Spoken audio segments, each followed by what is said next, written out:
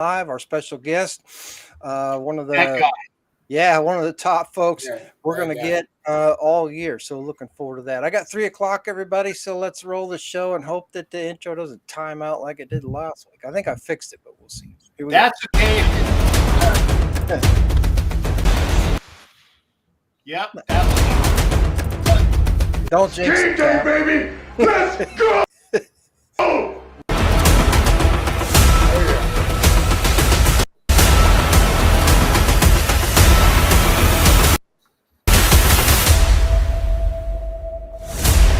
That's the Bill Vinovich intro. It's a little chippy.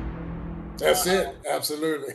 Welcome, everyone, to NFL Nation Live. Season 6 is upon us, as is the NFL season, which kicks off tomorrow. The Baltimore Ravens going to go into Kansas City and take on the Kermit the Frog and the Chiefs. So we've got a lot to talk about, and we have a very, very special guest we're excited to introduce to you here just a little bit, Coach Defense. But before we get to all the craziness, all the stuff that's week 1, we are ready to go. V, welcome to the show. Season 6, week 1. What are your quick first thoughts, my friend? Season 6, brother. Who could believe it? But as fortunate as that is, that first game of the season is always like the last minute shopping on Christmas Eve. So that's where everybody's at right now, trying to get to that seat with that popcorn and a beverage and watch some football. So no doubt.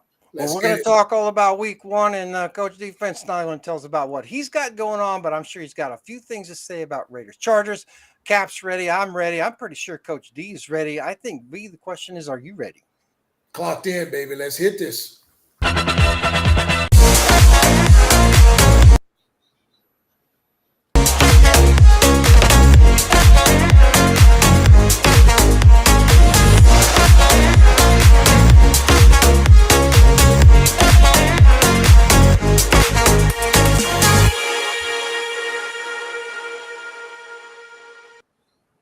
NFL Nation Live is back. Season 6, week 1.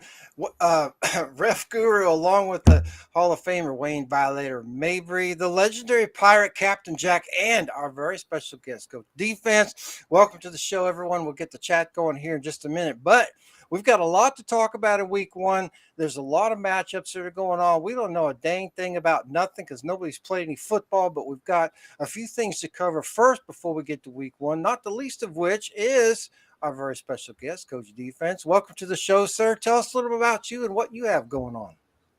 Oh, well, for those that don't know me, I've been around the block a little bit. I've been in business with Captain Jack in the past, and Violator's been a very loyal listener to our information in our podcast going on the next /3 years. So, but yeah, Coach Defense, I am the proprietor of the Lockdown Defense Network. The Lockdown Defense podcast is on YouTube.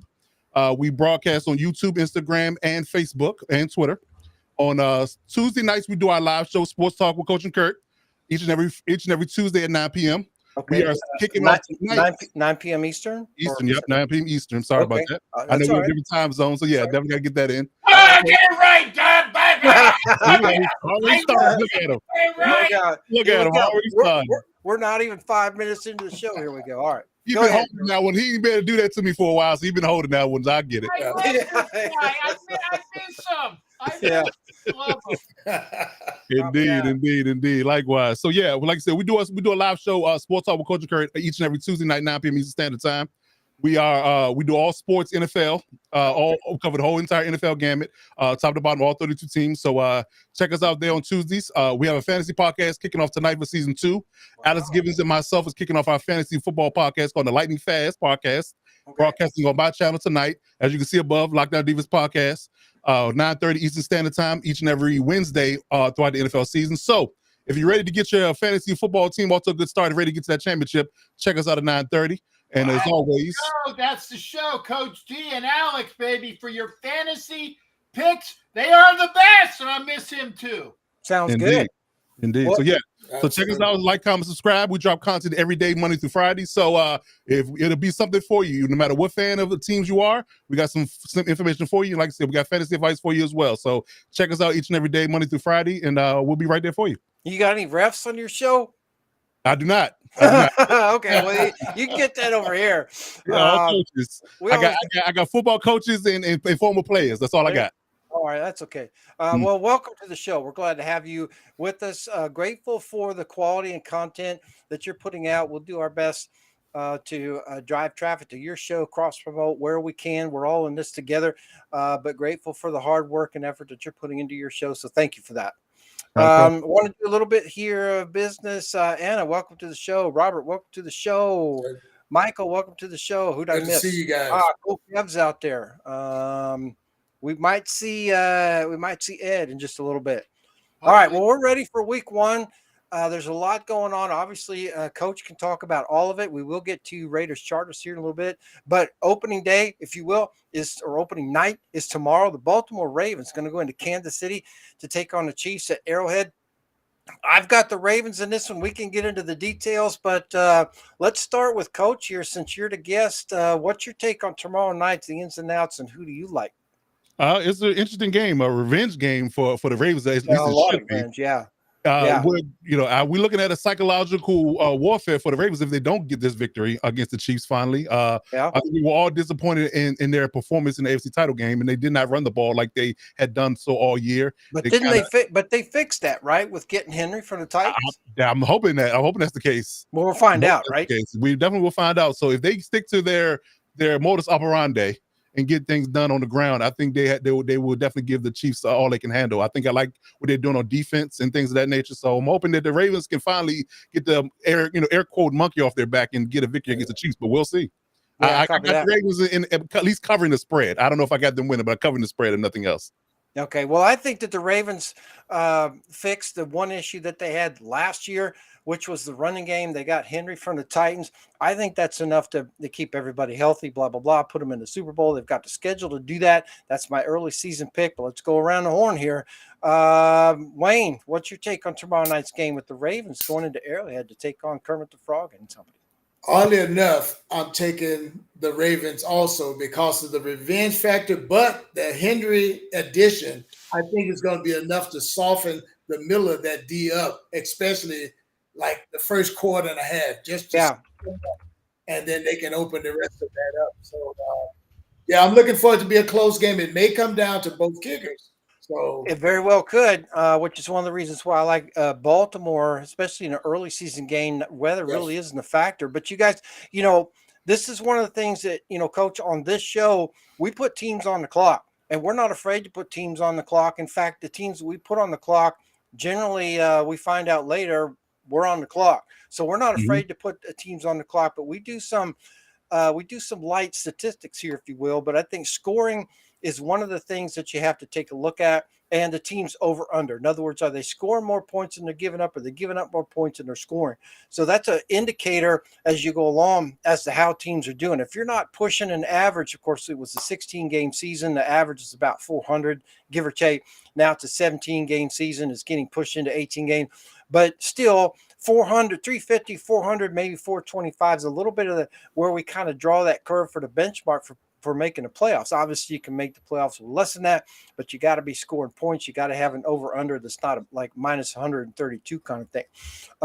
But so we do a little bit of that on this show. But one of the things that I thought was really interesting is that if you take just Derrick Henry's raw totals for touchdowns with just the 6 points, it doesn't count the conversions, which are probably going to happen now with the Ravens kicking game. But if you add that to what the Ravens scoring was last year, that elevates them in the overall scoring standing. So I think they've got a really good shot. But Jay, let's get to you. Welcome to the show. Captain Jack, as always, the salty pirate, and legendary from that standpoint, at least in my book. Welcome to the show. What are your thoughts on tomorrow? Well, first off, I want to say that after having spent the last 2 weeks in that land of Kansas City, actually West Kansas City, West, because I was over in Kansas, I would like to say thank you to Miss Dolores of KC Raider Nation for this wonderful bucket hat. It does fit this wonderful head, but I had to endure going through MCI twice with looking all of that red crap that is all over the airport. I'm glad that I am out of there. I'd like to go back for some more work, and it will be work when I come back. But having said that, First off, Coach, I love you. I miss you, brother, and I wanted to make sure that it was said right off the bat as I could. I miss this gentleman. Can't stand his team, but then again, That's the beauty of it. He loves me personally. He just the fact that I'm a Chargers fan is only chick in my armor. Only chick in my armor. So yeah. Like, I was gonna say he's good, except for that. Actually, he's one of 4 Chargers fans. It was like Coach Defense and the guys from the Bolt Brothers podcast who are really cool. Very good guys. Yeah. Great guys. And welcome to the show. Nobody else, other than a couple of the super fans, and again, hate the term, but the super fans that are Chargers that hooked me up at the draft, they're great people. But that's it, Coach. I'm sorry, there's like 7 people. Okay, I understand. You don't have to put so much love in your heart. I get it. Love to the right people. Hey, But Kev says Andy Reid getting some purple crab tomorrow. Yeah, that's what I was laughing at. Yeah. Okay. Hey, Go I've ahead, had Kev. purple crab. Make sure that you get a shot for that. Go to. I get a shot for that. Wow. So is it contagious? Or we are off the rails. It's contagious, and it will set you back about 2 weeks. You can't pee. It's bad. Ow. Wow. I'm just Okay. saying. Anyway, always good information, man. Always good information. You can only find that here. Yeah, on our show. Yeah. Oh my that's God. what us old sailors know. We also know that the Ravens needed a run game, and they went out and they got King Henry. They did. Okay. Well, and back to the points, y'all. If you take Derrick Henry's points and add them to Baltimore's points last year, they're not only number 1 in the NFL in scoring, but they're over 600 points. That's huge. So that's a big deal for the Ravens, especially that now that Jackson does not have to handle the whole load by himself. So welcome everybody to the show. By the way, let me put the chat in overlay. I know that's going to roll our screen down. Our face smaller. Yeah, it's gonna make our pretty faces smaller, but it does give our fans a chance to see that we're can acknowledge your comments. Good to see you as well, Ed. All right, so Ravens look pretty good. Sean Hockley's the referee for that one. It's going to be a good one. On Friday night on the Bird Network, Green Bay and Philadelphia are going to battle it out in Brazil. I have no idea what to do with this game. Somebody's going to go down there, drink some bad water, eat a sour taco, or maybe some pink crab or whatever. That's another condition. I thought about that. That's our NFL After Dark version. I have no idea what to do this early in the season, but like the Ravens that Coach D brought up, like the Ravens going into Kansas City, not as potential momentum builder, but if there's a playoff implication as tiebreaker, these head-to-head games that are not division games that are in your conference are a big deal. Anybody like the Packers in this one? Or you all Eagles? I like the Packers. I'm conflicted. I'm really conflicted. I have too, but go ahead, Coach. Go ahead, Coach. I'll finish it. Okay, I'm conflicted because I think the Eagles really need to get off to a hot start. All the moves that they made, all the additions that they have, they really got to get off to a hot start. But I do think that Jordan Love's going to come out guns blazing. It really might come down to the kickers as well, just like we alluded to earlier, the fact that it might come down to a field goal game, and it's on a neutral ground, so there's no home field advantage here. That's true. It's really going to be a bomb burner, I think. No Devin White in this one, so I think it's going to be something that we have to keep a close eye on. I think it's going to be a hottie and training game. So if I had to, feet to the fire, I had to pick one. I'm probably going to have to go with the more talented team by field goal with the Eagles, but it's going to be a good one. I do believe that. Ed's taking Green Bay. Mike Girl's taking Green Bay. Jake's taking Philly. V, weigh in on this. Tell us what you're thinking. I think it's going to hinge on quarterback play personally and Green Bay's running game. I think that's going to create that mismatch for Philly. I'm just looking at that running back room of Green Bay's to just like take off and dominate the game. So I'm taking Green Bay and a close one. Wow. Okay. I was going to say, didn't Green Bay pick up a really good running back in the offseason? They might have. Yeah. They might have. Yeah. They might have. I think the question now is how quickly can they blend Jacobs into that offense? A lot of changes. A lot of changes. Now, obviously Love has proved that he can run that offense. He did that, but now I think really, and this, I know this is old AFL NFL talk here, But Jacobs out of the backfield's got to be part of that Packers offense, no? Agreed. I mean, Oh, yeah, they got to if throw he's- him the ball out of there. He can't just run it up in there, 400 times during the season and expect them to still have any gas left in tank in the playoffs. They're going to have to spell him some, but I think they got to get him involved in the passing game, because I think the other part that bothers me about the Packers, and has bothered me about the Packers for a long time, is that they don't really have that true tight end, so to speak, that really bails them out on the 3rd and 6 or 3rd and 7. If they had a Travis Kelce-ish type person back there, I think Green Bay's offense would scare me a lot more.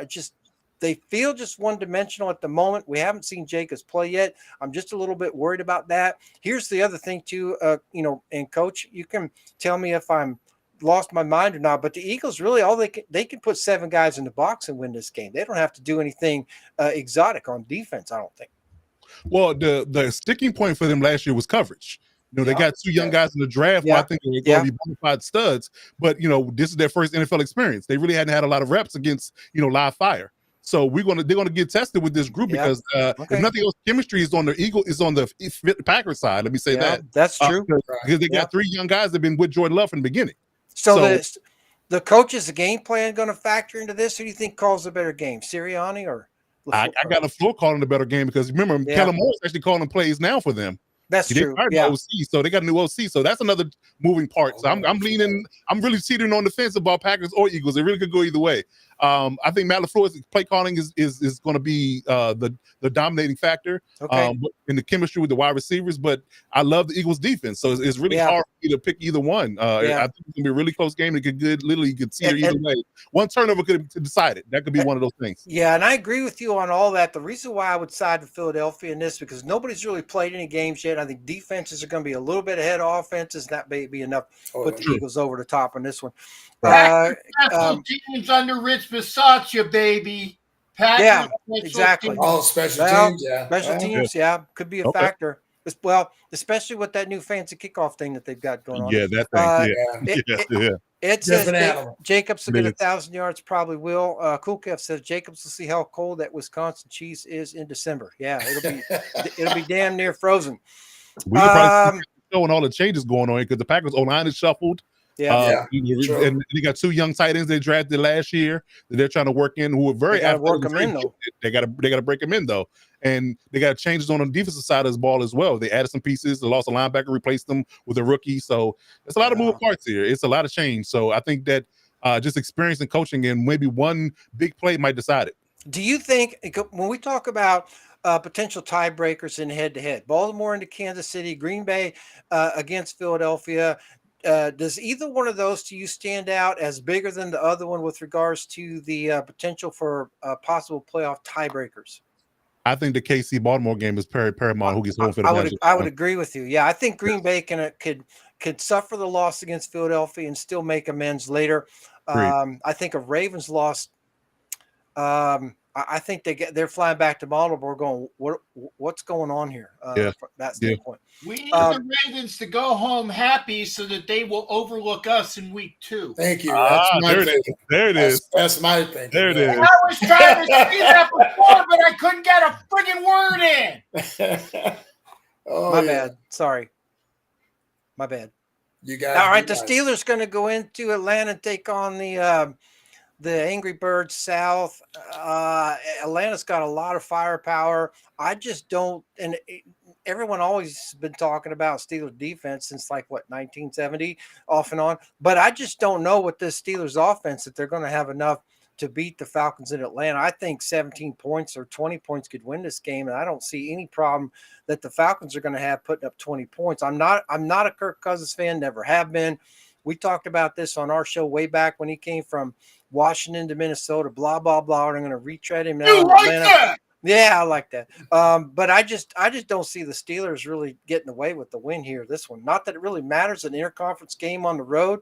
We talk a lot on this show that if you win your games at home, do well in your division. Those 4 conference games that you have, that 2 of which are on the road, you don't have to win those. You have to win those if you're going to some other stuff. But so this is not a game that Pittsburgh has to win. I think it's a bigger game for the Falcons. I think it's equally important for both. I mean, because you got to realize that the AFC North is tough. Yeah. I think the Falcons could take a mulligan on this game and still be fine in their division because their division is weaker. Good point. But I do believe that the Falcons, with Pittsburgh having such trepidation on the O-line, they lost their guard for this game. They got to change their center. They got a rookie playing center. Their protection was terrible in the preseason for both Justin Fields and Russell Wilson. So if the front of the Falcons can really get after the quarterback early, I think it's going to lead to the Falcons. I'm really high on them as being a dark horse in the NFC this year. I think they got all the pieces right. They got the quarterback that's serviceable enough to get things done with the weapons they have. They got really good, underrated O-line. I love Bijan Robinson to death. I love Kyle Pitts. And I think that with them adding Justin Simmons and adding Matthew Judon to that fracas late, I think that might have put them over the top of being a division winner. So I really believe the Falcons get to them. Is Pitts going to play or is he dinged up? I saw some news earlier today. He was soft tissue hamstring. He didn't practice today, but we'll see. I mean, I'm sure it's day to day. You know how soft tissue injuries are. They are unpredictable. But I'm not sure that that's a huge factor one way or another in this game. Right? I don't think it matters. I think that the Falcons have a better chance, especially with Arthur Smith and his wonky play calling. It's a revenge game for him technically, but I don't think he gets it done. Fellas, have you heard? There's a brand new dance. It's called the Bird. Oh, see? Atlanta doing that, baby. Nice Morris Day reference there, Kev. I like it. I'm gonna like Cap. I'm gonna do the Bird too. I got the Birds in this one. I think they've got too much firepower for Pittsburgh to match up against offensively. So, and then they can play ball control once they get ahead. I think it's game over for. So I got the Falcons, but this could be a close one because I don't see either quarterback.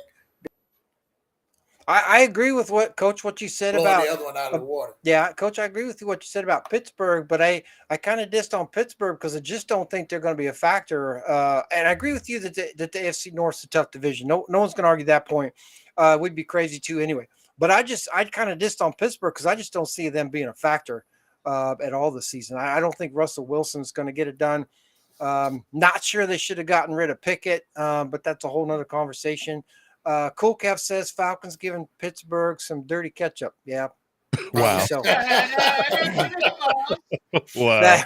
That Falcons game is the early game on Fox. Early game on CBS. The other birds, the other angry birds, going into Buffalo to take on the Bills. The guys, this is a Falcon. This is a Cardinals team that I think we should put on the clock before we even get started in week one. That's just my take. Is it over a race for the first overall pick next year? Is that what we're doing? Yeah.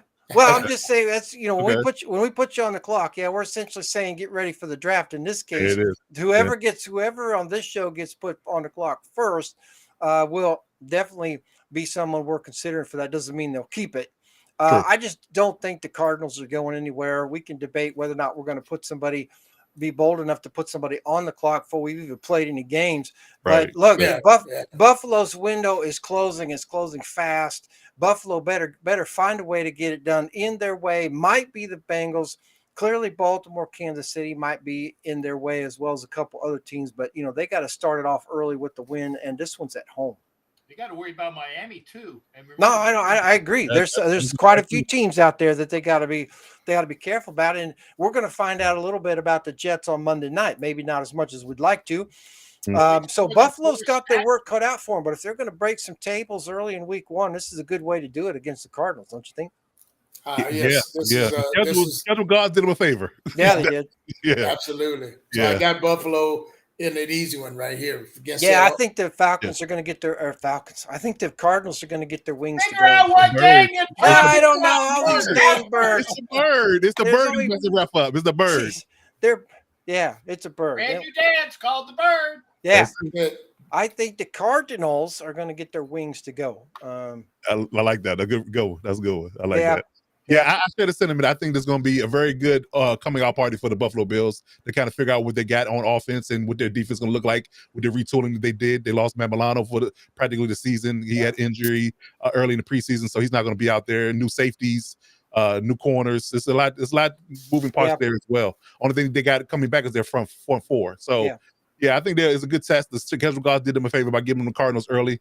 We broke down the NFC West as a division last night on Sports Talk, and we both, as a consensus as a group, decided that the Cardinals are probably 1 or 2 more years away from really being a serious, contending team. They just don't have enough pieces. So, it's just going to be a keep Kyler healthy. Develop Marvin, and then we'll go into the draft next year and figure it out. But yeah, it's going to be a rough one for them this year. I agree with you on that front. Yeah, playing in the NFC West isn't going to be no helpful to them. No favors. on top of that, that game's an early game on CBS. Tennessee, the Titans going to go into Chicago to take on the Chicago Bears. The Bears team we don't know a lot about. We may not know as much about Tennessee as we'd like to think we do. First of all, they've lost a good part of their offense with Henry now in Baltimore with the Ravens. That's okay. Okay. Yeah, I agree with you on that. For Tennessee has a new coach, Brian Callahan, right? Yes. So we've got a Will Levis-led team there. I just don't give them much of a chance against if nothing else, they got to play through all the hype that is in Chicago right now. It may not be credible hype, but I like the Bears at home, and I can't tell you why. Good one. Hey, you're probably because Sean Smith's the referee, but that's why. One of those meanies that always takes the hype. You have a bunch of that damn. Now, for those that missed the show last year, we'd like to welcome in Whiskey Jack. Whiskey Jack. Whiskey Jack. Yep. Can't you tell by the hat? I got a few of them. Damn it. He's got a Bud Adams stick up his butt, but that's okay. Hey, Bud owes me money. Don't you go there. He probably does. Bud owes me some money, so don't even bring him up. I still got lawyers that got to go after. So Whiskey Jack, are you high on your? I'm high all the time. Okay. Whether I'm high on my team, that's something else entirely. Right. The best kind in the States from Tennessee. Well, you're not smoking the stuff in your joint this week because you're in Chicago. So that's okay. We're gonna go to a show over on the Midwest side of Chicago. We're gonna go see the really good show. Probably one of them rock and roll shows. We're going to go to Chicago and then go down to Cleveland. It's going to be a great road trip, Chicago, Cleveland, rock and roll. It's going to be a badass time. We're going to bring the shine with us. And all y'all look at the damn Chicago Bears, and I said that right, the Bears, yeah. With that Caleb guy. He's a good guy, but he's going to get some Tennessee shine up his ass because we're going to go after him with Will Levis. Will Levis is the second coming of Will Levis, and you heard that right. Yeah, I think I did. So since it's only an hour show, Coach, what's your take on this game with Tennessee Chicago? I don't think this means anything to anybody except maybe a couple folks in the third row that are getting their hot dogs for free for the Bears. But I kind of like Chicago at home. I agree. I definitely agree. I'm very curious about what Will Levis is going to be like with the Titans. Yeah. They definitely have a O-line whisperer in the Callahan family coming into the fold. So I think the O-line would be solid. What they do in the running game, I'm not sure. But I do believe their defense is going to be stout. So Caleb's going to get tested early. But I do believe the Bears have an equally good defense on their front. So I think that with the talent they have offense and defense they got to hold together, hold down the Titans offense, I think the Bears win in the close one. Who's the defensive coordinator for Tennessee? Anybody know or remember? Don't matter. No. I'm just curious. Oh, can't remember. All right. I'll learn it next time. So to Coach D's point, schedule gods gave Buffalo a favor by putting the Cardinals in New York for week one, not so much the favor of taking the Patriots into Cincinnati. Now, Cincinnati gets a home game in week one, but their initial opponent's New England. I don't think New England's really going anywhere to speak of this year, but I think that the Bengals better be ready to play because I'll tell you one thing, the Patriots might not be playoff ready, but they're game to game. They're gonna try to punch you in the mouth. I think the Bengals better be ready to play. Wait. You got to Bill Belichick side? Well, yeah, we're going to go to Coach B here in just a second, even though he's not coaching anymore. He's still on his nap right now. Well, that's why I got my golf hat on. Oh, is that what that is? Okay. Yeah, it's my golf fedora. Okay. Well, we're enjoying you, Coach B, on the inside the NFL this year. Oh yeah, not so much on the sideline, but because I'm awesome. Yeah, no one's happier about Coach B being out of New England than Land Clark. His crew's going into Cincinnati to take that on. Nobody wants to be on It's Belichick's on to sideline. Cincinnati. Hey, it is on Cincinnati. It's on to Cincinnati, just It like is I on said to before. Cincinnati. They're definitely on Cincinnati. Coach, overall, what's your quick take on New England? I just don't think in the AFC East they're going to get it done. To coin you guys' phrase, I think they're already on the clock as well. It's going to be a lot of growing wow. pains in New England. I think I'm heard it going to here. wait till week 3 to put New England on the clock. Nope, I think it is right now. I think the Wow. offseason told you Okay. exactly what's going to Damn. happen with this team. They are in trouble. I don't know who this guy is, but how can he desecrate a formerly Bill Belichick coach? Remember, I'm the 'Cause great. they I've suck already got my gold jacket already. I just don't take it out, like kind of like that guy that did it on the sidelines, a Cinco de Mayo or Cinco. Ocho Cinco, yeah. Mhm. Yeah, Cinco de Mayo. Cinco de Mayo. All I know is that I 8 already got my nickels. gold jacket. Hey, they put the thing out. I can go in after a year because they made that just for me. That new rule. They did. They They did. made it just for me. They If made you a lot don't of think rules. so, then you're smoking something that Tennessee guy wasn't drinking. That's Oh. true. Yeah. Yeah. That should be on a t-shirt. Tennessee guys drinking what you're not smoking. Yeah. Yeah, Wayne. I got Cincy in this one. Yeah, okay. You went Cincy Like at I home. said, yeah, New England's still trying to find their way. All right. Too Big much new there. Big I got- division matchup with Houston I going won't into. say it. I got Cincy, but don't tell anybody. Okay. Okay, we won't tell You got it anybody. there. No, nobody listening on this show knows any idea. Right. The Texans going to go into Indianapolis to take on the Colts in a fairly decent division matchup in Week 1. I think it's bigger than the matchup between Carolina and New Orleans at this point. Not that the Colts were all that with where they were, but I think they had a better shot where they were with Taylor than where they are now with Taylor. Houston, if they can kind of pick up where they left off last year, this should be an easy win on the road for them in Week 1. Course it is. It's the Texans, baby. Yeah. We're going into Indianapolis. We're going to tip over some cows, and we're going to find out where all the best whorehouses is in Indianapolis, because that's how we party when we're up There there. are no good houses in Indianapolis. Sorry to tell you that. Close the gates to the 4-H fair. Hey, Coach Defense probably knows some, though. There are none. I'll get with you on the offside. We're gonna have a good old time in Indianapolis because, damn it, we're from Texas. We do things right. And take it. Whatever my team is, we're gonna win. Yeah, well, you do it. You do it big down there. I'll say that. No matter what. Okay, I'll show you big, but I don't know. Oh, whoa, easy. Easy. Anybody taking the Colts? No. Yeah. No. All right. No. I'm curious what Anthony Richards is going to do in year 1.5 because he hadn't really played a full season yet. But Yeah. I think the Texans got too much firepower. Too much firepower on Texas. I think they could play their second string and probably make a tie out of it. We play our third string. We can play our practice squad. We can play the cheerleaders, damn it. We're going to win. Nah, I don't know if that'd be a distraction with the Colts cheerleaders. Some of those are pretty good. I used to date one. I know. Our There you go. cheerleaders. They're from Texas. They're good. Oh, okay. Mhm. There we go. Jacksonville going to go into Miami and take on Miami Dolphins. Don't probably a little too early to get out to squish the fish t-shirts, but I'm on record on this show going to that head coach down there doesn't know a thing about football.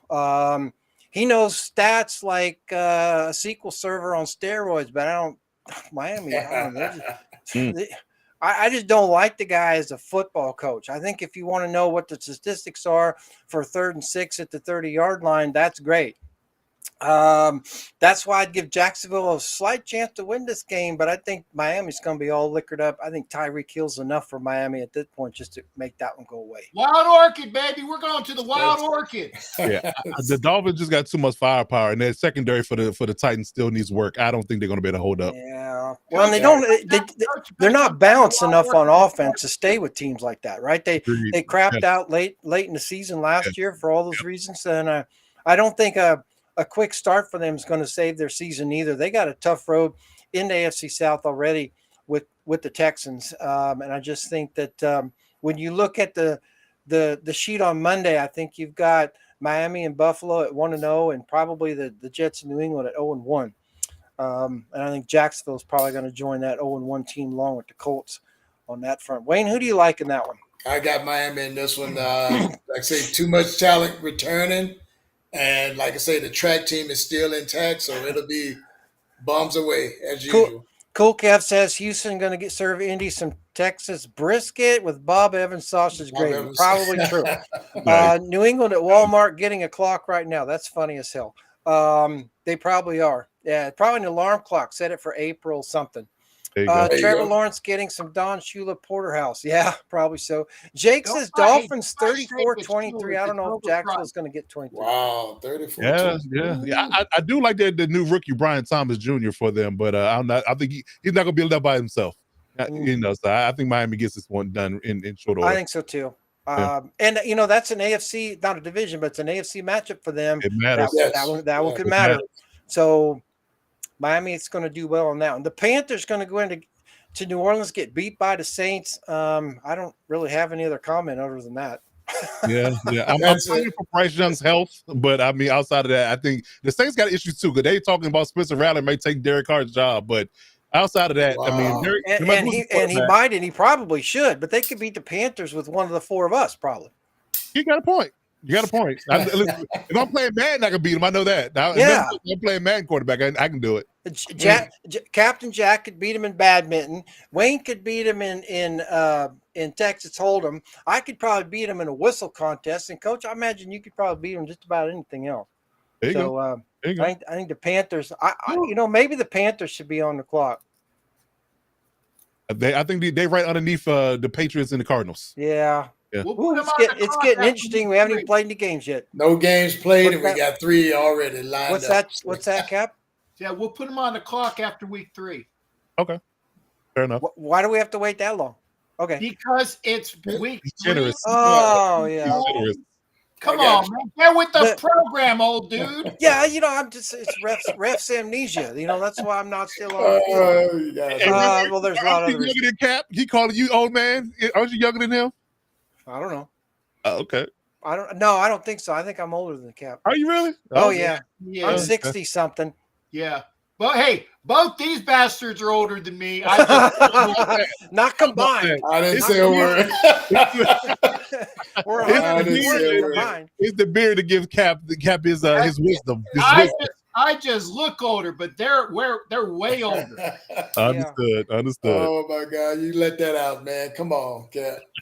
That's all good. I got New Orleans in this one too. I think we're all in agreement there. Yeah, New Orleans will take this one. Panthers. That'll be the one game they win. Well, actually 2, because I think they'll beat the Panthers twice. Yeah, good point. I think the Panthers would beat the Panthers twice. Sad. Yeah. Sad. The Panthers are going to go 0-18. All right. I'm just kidding. Okay. The McCarthy-less Vikings going to go into New York to take on the Giants. I have no idea what to do with this game. I'm taking the home team because I have no idea what's going on. Nothing wrong maybe with Minnesota's defense, but what's going on with that offense? I just don't think the Giants are going to have to score a lot of points, but that's assuming the Giants are going to score any points at all. Barkley's gone. What do the Giants have left? I mean, it kind of makes you want to go to Family Feud and have Steve Harvey up there. Name the top 5 answers for what the Giants are going to do on offense. Nothing. Yeah, exactly. Hey, Darren Waller's going to come out at halftime and do a rap song, and that's wow. Okay. Yeah. Okay. I think whoever scores first wins this game, and that's pretty much it. Coach, what's your take on this awful one in New York? The only thing I love about this game is the Giants' defense, at least their front 7. I think the secondary needs some work, but I think their safeties and their front 7 is going to be the difference maker in this game. I think they're going to relentlessly get after Sam Darnold. He's probably going to see ghosts again, and they're going to just make it a tough day for him, even despite having Justin Jefferson healthy. So I got the Giants in a slow scoring game. Giants in a low scoring game. Oh, a snooze fest. So I think this one's probably what, 17-14? Shoot, that high? 19-17? Yeah, 17-13, somewhere around that range, yeah. 14-9. 14-9. I like that one. I like that one. 10-9, because it might be one touchdown and a bunch of field goals. There you go. There you go. And the touchdown might come on the punt return. Yeah. Oh man. Yeah. It'll be like the Giants in Super Bowl 35. Most of their offense came from their special team. Yeah. There you go. All right. the game of the week, as far as we're concerned, the Las Vegas Raiders going to go into LA, play a game against the no, you Chargers. said Of it. course, He said it. He said it. I was ready for that. I knew. Listen, Home game, when I baby. agreed to come on this show, I already know that was going to be the line. So, I all already- right. All right. We don't want to end up like one of those other networks out there. So the Raiders going to take on the Chargers. This one's interesting on all fronts because All fronts. Raiders are a little bit new. They got some ill intent and all this other nonsense going on. They've got a decent officiating crew, which I was kind of surprised. I was fearful we were going to get John Hussey or we are going to get Bill Vinovich. I'm glad we didn't get some other Scott Novaks. Okay.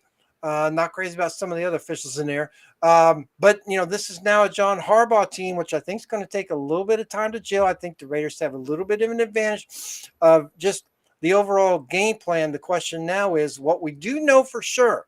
This game is not going to be 63-21 or whatever it was last time. So let's go around the horn. Wayne, let me start with you because I want Coach to get all liquored up on what we have to say about this because I'm sure he's got a lot to say. But Wayne, what's your take on this game? It's really a big one, really, not just from bragging rights, but this is a division game. It's actually technically a road game for the Raiders. We can argue that point, but it is a road game, if you will. What's your take on how this game's going to play out? What you got here is half of the AFC West, which we know is the toughest division in the NFL. But I've got this one because of the familiarity with each other. I got it coming down to a field goal. Raiders 24, Chargers 21. Low scoring game. It's going to be a running game. I'm gonna go Raiders 24, Chargers 23. Wow. I just and nothing wrong with the Chargers. I think they've got some issues on defense. I'm looking for the Raiders to exploit those. I don't know if Minshew has enough apples in the sauce to actually make that work. The guy makes me nervous. O'Connell doesn't give me a whole lot of confidence, but Minshew just makes me wonder, like, did he grab the wrong weed on his way out? And he should have grabbed the blue one and he's smoking the red one and it's the wrong one because that's the downer weed. He should have been smoking the upper weed. I'm not suggesting he smokes on this show. I'm just saying he kind of just comes across like maybe he's from the 60s throwback. Like, I don't know. Anyway, Cap, what do you got to say about this game? Well, first off, I'm glad you said that because Coach knows that we had a knockdown drag out a couple of years ago calling it a home game for the Raiders. And I will say this, when I went there 2 years ago, there was a lot more Charger fans in the stands that I was kind of accustomed to. Haven't been back since, though. But still, Coach, it is still a Raiders home game, no matter how you like it. The unfortunate thing is that the Raiders have yet to win in SoFi. Right. Yet to win in SoFi against the Garglers. I said it for you, Coach. I knew you. I was waiting for that one too. You were waiting. And they haven't beaten the Rams there yet either. So I'm going to say I don't care what the score is. I think that this is the year that the Raiders need to finally get that W at SoFi. I think this is finally going to be the time for it.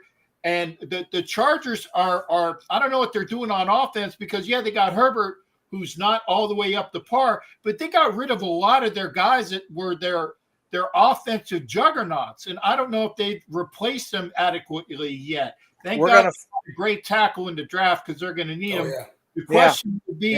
The question will be whether the Raiders offensive line can hold off those old guys on the other side on the Chargers. Okay, so Coach, make a couple notes before you come on there.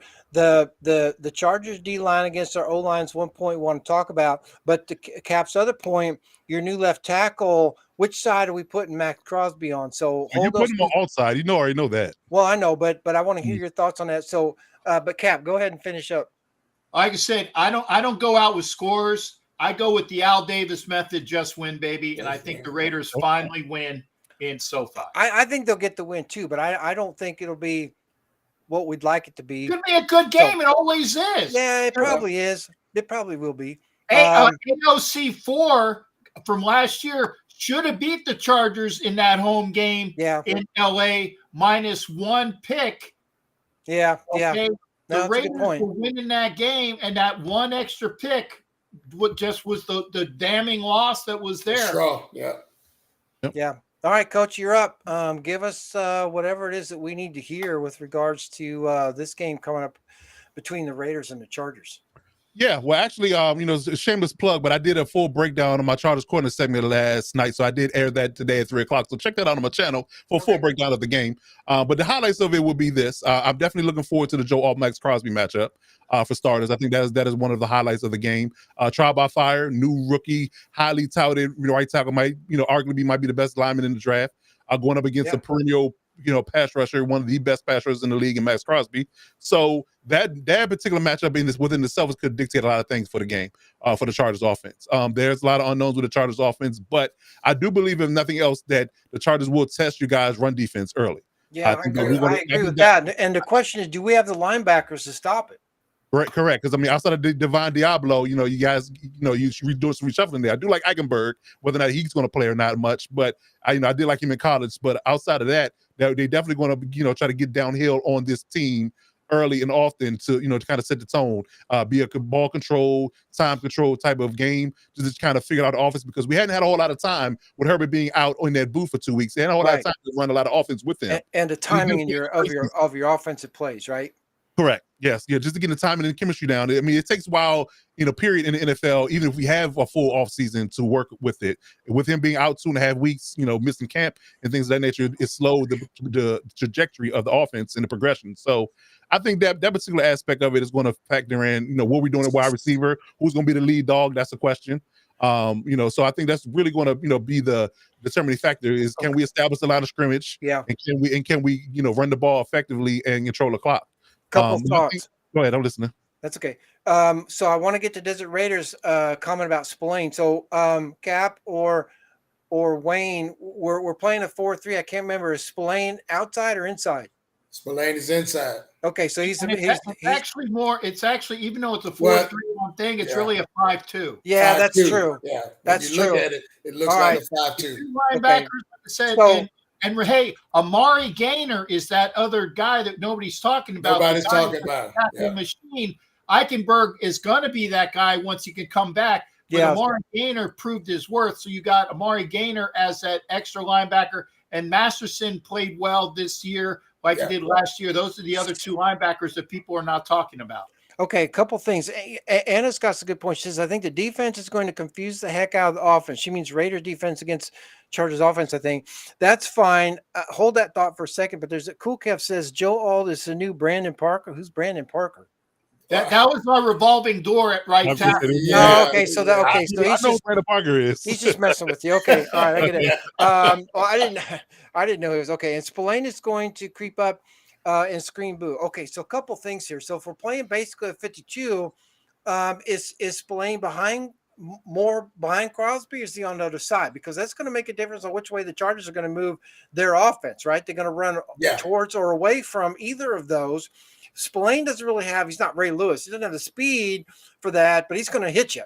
So that could shorten your or that could lengthen your third downs, Coach, if Spillane's in the way. And the reason why I think Anna's right on the confusion part, I just wonder if Harbaugh is going to try to throw too much out there on offense. But then the question I have for you is, who's your DC? Jesse Minter. He came from Michigan. He's a defensive coordinator for Michigan. Oh, okay. Staff, yeah. Okay, so is he going to be able to adapt to what you think the Raiders are going to have on offense? Because now they've got Bowers, they got Mayer, they got a lot of weapons out there that they can use if they're smart enough to know how to use them. That is the key point. And what the new OC is going to do with those weapons in his quarterback is going to be the question. But I do have full faith in Jesse Minter's defensive prowess. I do believe that. He was very, very good in college. I think his scheme is a very simplistic for the players, but very confusing for the offensive coordinators. So I think that he's going to throw a lot of basic looks at you and throw you a lot of exotic blitzes and scheme up a lot of pressures. They're going to try to put I guess you could say, I want to call him Derek Carr, Gardner Minshew. Yeah, Gardner Minshew on his heels.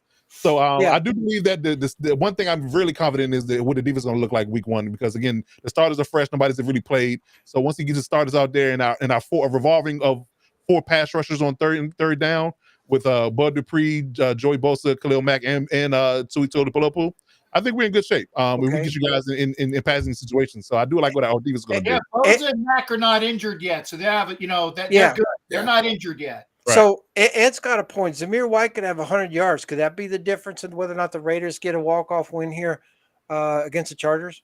I think that's an if. I think I like what Puna Ford and Tiari Tardy is going to bring to our run defense. I think that we're better up front than we were a year ago. Okay, I think they're really good, really good run stopping DT. So I think that if you can't corral them, I think Zamir will have a rough day in the run game. I would agree with you on that. The question then is, are we going to have a bunch of 3rd and 7s or a bunch of 3rd and 4s? Because if we're in a situation where 3rd and 4s, I think you're in trouble with Bowers and Mayer and some of the other weapons we've got. If we're in 3rd and 7s with Minshew, we better hope Carlson can win this game. Good point. And it may come down to that field goal, like I said. Well, I don't doubt that. I don't think we all going to sit here and act like we're going to see a whole lot of offense this game. I think it's going to be a lot of filling out. And a physical game. It's going to be a physical game. A lot of physical games. It might be 2.5, 3 hour game because the ball going to be ran a whole lot. I agree with you on that front because if they don't stop the clock, I would say that Novak's team. Again, I'm worried about Miles, the back judge, falling asleep back there. Oh boy. I'm worried about that. Be interesting to see if we're having a conversation about that crew next week. I mean, Ed's comment about it getting 100 yards, I agree, is probably a stretch. But that said, that could be a game changer, if you will, all the way around in there. Because then Minshew doesn't have to, quote, win the game. He just has to not lose the game. But maybe we should back that. Maybe we should back the game off to from Wayne from 24-23 to 2017. It could be that low. Yeah. 21-20. I don't know. I was being modest with the 24. No, I agree with you on that. Yeah. Cap, any comments about Raiders Chargers before we move on? I'm just saying, hey, Coach, I know that Carlson is going to be almost nails and money for us. Who's your kicker? Cameron Dicker. Dicker's the kicker. Dicker's the kicker. Yeah. Dicker the kicker. Boy, I will not do anything with that this Appreciate show. that. I bet you will. Yeah. Yes, indeed. But very accurate kicker. He got paid this offseason. He hadn't missed a field goal in preseason or in the last season. Did you say paid or laid? Paid. Okay. Well, paid probably gets you laid. Probably gets you, yeah. Hey, Wild Orchid again. We're going to Wild Orchid. If your name's Sticker, you got to be getting paid. Anyway, I'm saying. Yeah. Okay. Well, I think it's really interesting. It would be fun to have you. I know you got a lot going on, Coach, but it'd be fun to have you back next week to talk about what happened. But we can always circle back to that. But again, you're welcome on the show anytime. But that's good discussion. I think anyone out there who doesn't think that these three colleagues of mine know anything about football needs to go watch some other show. Actually, you can watch. Coach, you can come on my show on Sunday after the game because you know you're loved. 9:00 Eastern, 6:00 Pacific. Okay. Right. So the Raiders are hoping to get a win against the Chargers in LA. They're also hoping to get some help from the Ravens tomorrow night. What we'd like is for some help against with the Seahawks as Denver goes into Seattle. But I don't know. I just think in Seattle, no one's talked about them being on the clock, but it might be just a smidge early for them because I know there's a lot of hype about the Seahawks. I don't see it. I think you're just part of the other Bird Network, Cardinals. But I think Denver goes in there and just accidentally gets a win. I just don't see Seattle coming away with that. And I think, unfortunately, Denver's going to escape with one. As what Lee Corso says, not so fast, my friend. Not so fast. Not so fast, my friend. You don't think Knicks and Sean Payton are going to go in there and kick the hell out of the Seahawks? In the 12th man in Lumen Field, I have pushback on there because I will say that they have a brand new head coach who's a defensive-minded head coach. They have some absolute studs on defense. Their secondary is one of the best underrated secondaries in the league, and their run game can be the determining factor in this game. They won't have to rely on Geno to win this game. And Denver Broncos got a lot of questions on the defensive side of the ball. Well, and Lockett's enough for that offense just by himself. I'm saying you got Lockett, DK, and Smith and Jigba. I think that that they have too much firepower to go against this rebuilding Denver Broncos team to lose at home. I think that Seattle gets that done, and I think they really rattle Bo Nix with that pass rush and that secondary group that's going to bottle up those receivers. So I believe that Seattle wins this one. All right. Cool Kev says Project's going back to the Northwest to get a shot in the face, baby. Seattle wins. so. I Cool, got Seattle too. Cool Kev says Peyton eating some sea chickens on Sunday. So Coach, what's your overall feeling about the Seahawks in general for the regular season and potential playoffs for that team or no? No, I don't think they made the playoffs. I think they're just outside of the playoff picture, but I think they're like middle of the road. I want to say 8, 9, 9, and 8. I think the defense is going to carry them enough to be able to get that done, win some games, but they won't be top 5 picking in the draft like the other teams we mentioned. Okay. But they're in a division that's not completely out of bounds for them, right? I mean, if we're going to put the Cardinals essentially on the clock or close to on the clock, they could easily split with the Rams. Then the question is, how do those two matchups against the 49ers play out? Great question. Great question. There's a lot of noise going on in San Fran, so if they get off to a slow start too, we could be talking something different there too. Oh, yeah. I think the Rams are dark horse still a division if the 49ers start slow. Totally agree with you on that front. Yeah. So I think Seahawks they're just outside of the playoff picture. I think they'll be right there at the end, but they'll just miss it. Okay. Interesting. All right. I didn't really give them that much credit, but it's good that you have the insight on that. I don't pay much attention to Seattle, so I was just kind of curious. I may have to change my pick. My initial pick was Denver, but okay. Yeah, watch that defense. Watch the Seattle defense. We talked about it glowingly last night about the NFC West breakdown. It's very interesting what that defensive minded head coach is going to do with those dogs because he got a lot to work with over there in Seattle and on defensive side. So the Raiders Chargers, one of the late kickoffs of CBS. So Denver Seattle, 2 other late starts for Fox on Sunday. Dallas going to go into Cleveland to take on the Browns. This is a game that Dallas really. They don't have to win. Again, it's an interconference game on the road. But with the rest of the way the division is working, every win's going to matter. But would you guys agree the bigger thing for Dallas really is to get out of this game without getting anybody critically hurt? True that. But I'm taking Cleveland in this one because of the, really? What? Because of the D. What? Because of the D. He's not way off base here. They're at home. The defense is going to probably be one of the tops in the league this year, like they were last year. They didn't lose any pieces.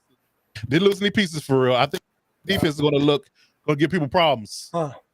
And how about them Cowboys? How about them Cowboys? I passed the Rock and Roll Hall of Fame. We're going to the stadium and then we're going to lose. I'm just saying it there. Oh wow! Smart man right there. There he is. You guys are taking the Browns, huh? And if Deshaun plays half decent, that's also all you need. That's all you need. Is the 2 quarterbacks, the battle of who gives a shit more, Deshaun versus Dak. That's all I'm saying. I'll say this. I'll say this. Dallas is the better team. Dallas is the better football team. That defense could give Watson and company a whole lot of trouble. The question has always been what Dallas team's going to show up. If Dallas shows up, defense, though, with Dallas, that they got a new DC. Remember, Mike Zimmer's there now. They lost their DC to Washington. He's the head coach over in the Commanders. That could be the determining factor as well. And he took a lot of things with him. Hey, by the way, he still has the stapler. I gotta find my red swing line stapler. It's a red swing line stapler. You make sure you go get that bastard. Why is it red? Because it ain't blue. I tried to get the blue one, but the only special one I can get was the damn red swing line stapler. Huh. Okay. Must have bought it at Staples. Probably. Cool Kev says Jerry gets a Cleveland steamer to go with this cowboy brisket on Sunday. Wow. All right. I guess I'm going to eat a bunch of crow on next Wednesday. Those are the Ravens. We already went over that game, the first one. Yeah. Okay. Will somebody make sure he's keeping up with what the hell the scores are? Well, I did pass out there for a second.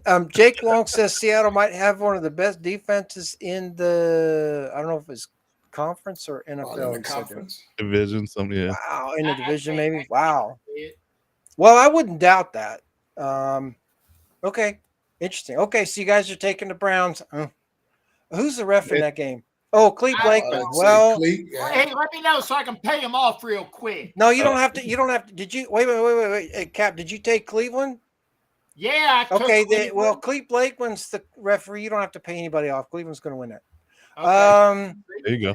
Bill Vinovich is in Saves Tampa me Bay money. because the Commanders are going in to play the Bucks. I think Baker Mayfield's going to have a long day. I like Washington in this one. Don't ask me why. I just think that the Commodores are going to be a fun team to watch, and I think they're going to open up with a win Sunday at the Sombrero or whatever they're calling that thing down there. Yeah, I think the Commanders win too, and I think I know why. Jaden Daniels. Is that a pink hat? It's Looks like rainbow. It's Breast rainbow. cancer? Is it breast cancer awareness? It's not It's October. rainbow. It's Okay. not October. Hey, stop No. it. Don't, hey, no, don't say that. I don't I wanna just hear said it's not anything. October. Stop it. Okay. This is for Baker. Oh, This is for Baker. But we already have the gate code. The gate code is 6. He already told us that. Did you say gate code or gay code? See, stop it. I told you about that. Gate. GATE. TE, yes. He's It already kinda- told the gate code is 6. It sounded different. Let's put it that way. Copy see, that. see? Gonna get us all in trouble, Cap. Yeah. All right. Not that there's Um, anything wrong with that. So, Coach, Oh. are you taking Washington? I am. Yeah. Jaden Yeah. Daniels to my party. I'm taking Washington. Yes. Baker I selling hope Magic. you're right. I live here. I hope you're right. I can't stand it that the fake Pirates might be 1-0 after Sunday. Big So, Pirates. Cool Kev says Baker going to go with the discount double check, selling hurricane insurance. Wow. Tampa all day. Commanders should have went with the Hogs nickname. At least Commanders. What the? Wow. Jake says Tampa Jake. Bay. I don't see how Tampa Bay wins that. I don't see it. I don't see it. Hey, But then again, I picked Dallas. So what do I know? I just wear this shirt. That's all I know. mentality. Yeah, the Yeah. Sunday night game. The Los Angeles Rams are going to go into Detroit to take on the Lions. This may be the biggest interconference match for the weekend. There's quite a few of them, but this is huge. The Rams on the road in Detroit. The Rams Detroit! How many times do I have to tell you because it's Detroit? because I can't say that. Why are you're so stupid. You're an imbecile. So Detroit. welcome Get that shit right now. welcome Jacques de Chocolate to the show. Oh, see, hey, Jock, I got you. You better wash your mouth. Now. So Oh, man. this is a chance for the Rams to sneak away a win. I just think the Rams aren't going to have enough. I am not a Jared Goff fan. I haven't been since day one. But you can't argue with the pomp and circumstance that is the Detroit Lions. Somehow they're winning. Somehow they're the Lions. Somehow they're winning. Leon. How about the Lions? Coach, please help me here. Get your free mugs on it. Okay, so It's why Leon. Is that what it is? yeah. So Leon. the Lions. Yes. I'm not a huge Jared Goff fan, but you can't argue with the success that the Lions are having with the pomp and circumstances there. I just don't know if the Rams going to have enough. I don't think they have the running game to really do what they need to do. Matt Stafford is fine. He's a solid tier 2 quarterback, maybe a 2A quarterback, but he's done winning Super Bowls. I just like the Lions at home in this one. What do you guys think? Yeah, I mean, I've been really high on the Rams train all off season when they drafted Jerry Verse and Brandon Fitz back to back in the draft. Yeah. I think they're going to be pretty good. Losing Aaron Donald is a big one. I just really fell in love with what Sean McVay as a play caller did last year. In a rebuild, he went 10-7 and made the playoffs. Well, and who wouldn't have looked good with Puka Nacua back there, right? Right. I right. mean, I would have looked good calling Watch your plays. mouth. Hey, that is a swear word in French. No, it's Puka not. Nacua. I got your Puka Nacua. So is right Detroit. So is Oh, Detroit. Lord. I think the I don't know. Rams 28-24. Yeah, I think it's gonna be a high scoring game. I'm curious about what the retooling of the defense they did on the Lions side will do for them. That was their question marks. The interior D line was a question mark. Their secondary, so they did upgrade in those areas. But I do like the young talent that the Rams have. It's a revenge game for them because they lost in Detroit last year in the playoffs. I don't know. If I had to, feed to the fire again, I'm gonna take the Rams in the field goal. Wow, I'm gonna go Lions Wow. 38-28. Leon, I got Detroit in this one, and a Leon. close one. Yeah, this is a revenge game. Leon, campion, triomphe in Detroit. That's all I need to Could you say say that in a again? very bad French accent. Could you? Yeah, no kidding. I didn't even understand anything you just said. Could you translate Leon, that into English? Leon, campion in Detroit. That Uh-huh. means we're going to triumph. We're going to be champions in Detroit. Oh. You Okay. Imbecile. If you say so. Right. There's Pepe Le Pew Damn. there with the. Coach, this is only the first show, man. You just imagine that. Oh, it gets way better. Wait till we start I talking about the believe officials. it. I believe it. Adrian Hill and his crew in Detroit. Yeah. They'll be messing around in that game. All right, the Monday night game. The Aaron Rodgers-led New York Jets going to go into San Francisco, take on the 49ers. This is a 49ers team that always has a lot of hype. I don't know if Kyle Shanahan's going to actually get it done. I think that it would not be a Super Bowl III type upset, but the Jets go in there, beat the 49ers. They're going to just tip over all the NFL coverage for the entire week. I think everything just becomes a complete blank if the Jets go in and win this. The Jets defense, I think, is ready. The question has been in these past few seasons with this plethora of garbage they've had at quarterback, the Jets aren't scoring enough points. Aaron Rodgers can bring the points now. If the Jets can get the offense to score points, this is a formidable Jets team. I just wish they weren't opening up in San Francisco, but they're going to get maybe a 49er team that's not quite ready to play. What do you guys think about this? I'm really 50-50 on this. Obviously, the football pick is probably to take the 49ers at home. The Jets only need like 3 plays out of this game to pull the upset. And it could be that, but I can give you this. The Nielsen ratings are going to be through the roof on this one. Yep. Right. A Monday night game, a rehashing of Aaron Rodgers tearing that Achilles last year. Yes. Yeah, it's going to be. It's going to be played going. it, yeah. I got the Rodgers on the over of 5 snaps this year. Okay. Oh, you got him on there? Okay, gotcha. Okay, That's a I good got one. him on the over. Good call. Good and call. by the way, I actually watched the Monday night game last year just to see Aaron Rodgers play and all of the hype and all the crap that went with it.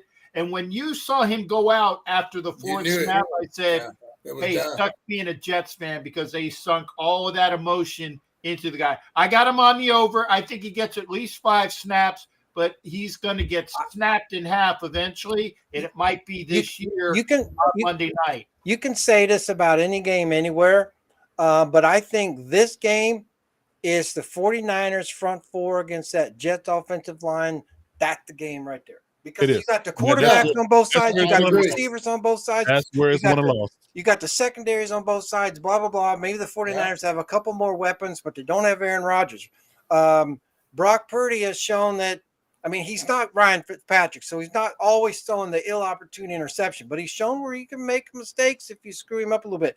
But I think that in this specific game, again, you can say this about any game, that 49er front 4 against that Jets offensive line, the Jets can't run the ball. Long night for the Jets. It's gonna be a long if you don't run the ball for sure. I think Christian McCaffrey's gonna be the X factor in this one. Yeah, I think he always is, right? Yeah, true, indeed. Yeah, it's and Kittle's no sleuth either, right? Yeah. I think in the passing game, I think getting Christian McCaffrey out in space is going to be a difference maker. I think they 49ers win this one based on that. Hey, 49ers are going to win just because. Well, they definitely have a speed on offense. Go ahead, Cap. Yeah, the 49ers have the speed on offense. Yeah, Ricky Pearsall and him surviving. Yes, it's emotional game for them. Emotional. Yes. Florida product, and that's a good point. It pained me when I saw one of my favorite Gators go to the Niners. I said that was a fantastic pickup. I didn't realize he was going to go in the first round, but him surviving that gunshot and all of the emotion that goes with it. Yeah. That's going to be a major 49er high for them. 49ers in a runaway. I like it. Yeah, I forgot about that whole. Yeah, I did too. Yep. Yeah, and he's more likely going to be on the sideline because he's already out of the hospital. So he's already out. That's even more fuel. No doubt. That's even more fuel. Yeah. So Carl Sheffers is the ref for that game. Who else is on his crew? That's a heck of a Monday night game. Brandon Cruz, Mike Carr, De Lorenzo, Gene Hall, Nate Williams. Okay, average crew. Interesting that our crew for our game, I think the average experience is 81 years. That's not the Wow. highest, That low or high? but that's the seventh highest. The crew with the most experience, just all the officials added up together. Bill Vinovich's crew, right? It's actually Sean Smith's crew with 104 years of total Wow. experience. That's a good I crew. thought Bill Vinovich had 104 years by himself. Well, he does, but you got to take away a couple strike years and then other stuff. Where is Vinovich, by the way, in his crew? Number He's 4. in Tampa. He's number 4. Oh, His crew has 8. His crew has 88. So the top 4 crews in experience, led by the white hat: Sean Smith, John Hussey, Adrian Hill, Bill Vinovich. There it is. Those are the white hats whose crews add up to the most experience. So it's all basically all downhill from there, if you will. Blakeman's crew's okay, but it goes downhill once you get Hussey or 99. But thank God 99 ain't reffing anymore. Yeah, it's the poor saps that get Clay Martin. His crew only has a total of 48 years. He's got a bunch of rookies on that crew. When do we get him? Hopefully soon. Well, I don't know. They have 17 crews, so we'll see. But I don't think anybody got Clay Martin this week. He must have a bye week in week 1. That's how bad they are. They didn't give him his crew a game in week 1. Hey, they didn't screw it up though. Right. They didn't screw it up. No. I mean, all in all, I think they did a pretty good job with the week 1 assignments. Hussey's in Indianapolis for a division game.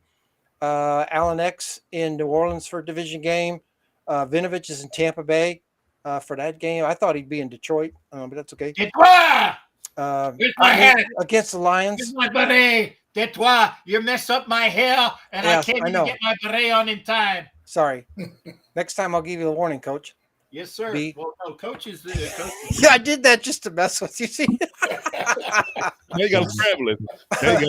Look at it. 49ers. Richie Richey is in. So Richie Richey says Jets win week 1. He says 49ers, I think, will start slow. Start slow? Wow. I think they'll start slow, too. The question is, will the Jets have enough points to hold it off? If the Jets go up 14-0 and the 49ers start slow, who knows what happens, right? But I just don't know. On both sides of the ball, the 49ers win the game. Well, I don't think that the people are really honing in on the idea that Jets got a lot of internal issues. No, I agree. There are a lot of people that and they haven't figured them out yet. Yeah, and they haven't played enough to figure happy with Aaron Rodgers right now, and I think they're ready to implode. Yeah, and Rodgers alone isn't going to fix him, and I'm not sure he even wants to at this point.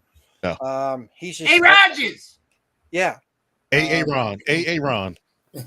Yeah. Oops. What did I do? Okay. Great video. All right. Well, that was a pretty good week 1 show. Thanks, Coach Defense, for being here. Make sure that you're tuning in to his channel. You can see it right there. Yep. Yeah. Refresh me again for those that have joined us since then. How many channels do you have? You just have the one channel, but you got multiple shows. Which is it? Yeah, I have one sports channel. Sports channel. I just have multiple shows on that one sports channel. It's all NFL. Okay. Like I said, we do a sports talk show live on Tuesday nights at 9 p.m. Eastern Standard Time on my channel. We do a fantasy football podcast on 9:30 on Wednesdays throughout the NFL season. On Wednesdays. Coming up. Okay. That's coming up tonight. So check us out. And then we drop content. We drop still videos throughout the week on different topics. We're doing the NFC West breakdowns this week on top of the deepest impacts as far as the holdouts are concerned. So we're talking about Brandon Ayuk, Trent Williams, Jamar Chase, things like that, all those things. So we want to break ground with all that this week. Well, I would say this, and I'll just put it out there. You can do what you want because I know you're busy. But if there are officiating issues that you want to address with your audience, you're welcome to come in on this show on Wednesday and then carry that forward to whatever shows you want. If you want, you can come in here and get the scoop. If there's anything you want to talk about or whatever, those often can be topics that people want to know about. We try to cover those here. We don't always cover them all. But if there's stuff that's out there that you want covered, whether you're listening or not, follow us on Twitter at NFL Nation Live, and then shoot those questions at me. You can follow me, Ref Guru, also, but you DM me or something. Shoot those questions at me if there's something you want answered. I'll try to get you answers sooner rather than later, if those matter to you, and maybe they don't, and that's okay. Okay. All right, but open invitation to come on the show, talk about that. Yes. Anytime I can fit in my schedule, definitely would like to come back. All right. Game too, Coach. Remember, Sunday after the game. I got you, Cap. I'll hit you up. I'll hit you up. Wayne, closing thoughts as we head into week 1, kicking off tomorrow. Wow, like I say, we've gotten past all the talk and the chit chat. It's time to buckle up and go hit somebody. That's it. Right. I've been waiting on that all summer. It seems like it's nonstop, but that's a little break with all of the moves and the changes. That's what gets us excited every year to see what will be, not what might be. Yeah. So, when we roll, Coach, we roll closing credits. You can drop off, or you can stay for a minute or two after. We'll close the green room, but that's up to you. Thanks, everybody, for joining us for week 1, NFL Nation Live, Season 6. Ref Guru, the Hall of Famer, legendary Pirate, and Coach Defense with you in week 1. It's going to be a wild, crazy season. We're grateful for all of our folks that follow us. Make sure you follow Coach Defense and his information out there as well. We're all trying to do a good job for everybody. Until next week, I hope we have a lot more to talk about. We're certainly going to review week 1, get everybody ready for week 2, and we'll find out. Make sure you watch that bastard because he's worth the time. Yarg, I miss you, Coach, and yarg, Raider Nation. that's it. Anybody who knows this show knows that means we're out. Take care, everybody. See you next week.